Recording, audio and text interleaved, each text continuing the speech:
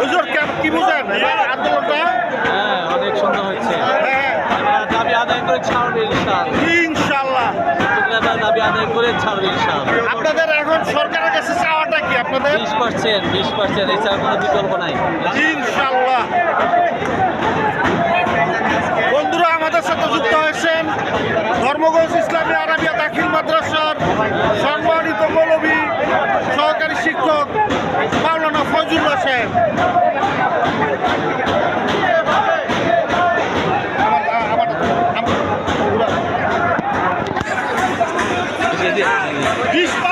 বিশ পার্সেন্ট যেভাবে হোক শিক্ষকদের সাথে কোনো রকম টালবাহানা চলবে না, কারণ শিক্ষকদের সাথে ইতিমধ্যে ব্যাপকভাবে টালবাহানা করছে সরকার।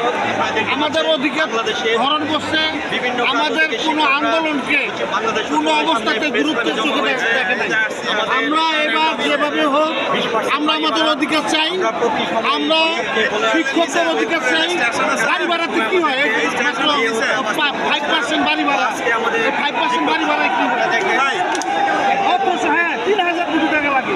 শিক্ষকরা ভালোভাবে ঈদ করতে পারে না, শিক্ষকরা ভালোভাবে বন্ধ উপভোগ করতে পারে না, শিক্ষকরা তাদের অধিকার ভালোভাবে প্রতিষ্ঠা করতে পারে না। কারণ শিক্ষকদের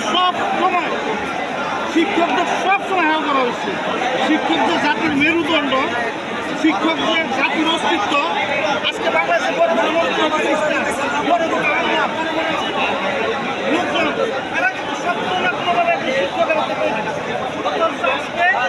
শিক্ষকরা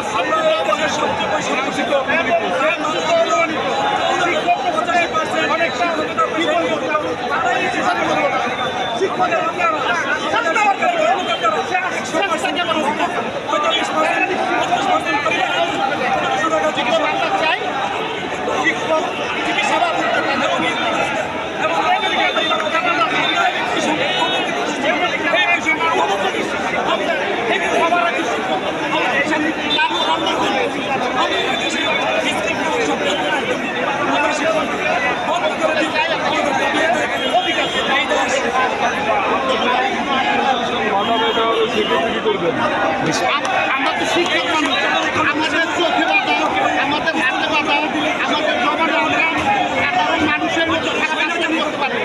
কারণ এই জন্য আমাদের ভিতরে বাইন্ডিং আছে। শিক্ষকরা বড় গলার কথা বলে আমাদের বাংলাদেশের নিরীহ কোনো জাতি যদি থাকে তাহলে শিক্ষকদের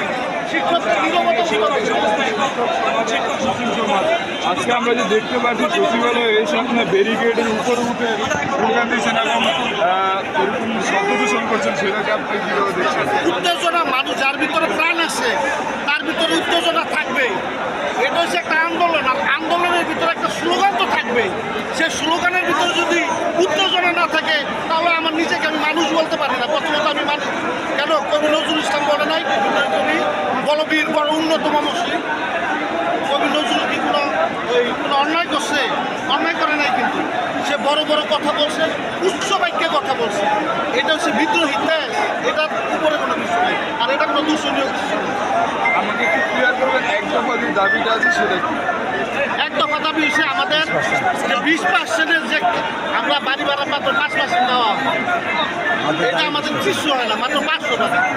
কিন্তু আমরা 20% আমাদের বেতনের সেই 20% আমাদের দিতে হবে। এটা হচ্ছে আমাদের এক দফা। আমরা তো দাবি করিনি। ধন্যবাদ ধন্যবাদ ধন্যবাদ শান্ত সাহেবকে জি স্যার করছেন তাদের এটা ন্যায্য দাবি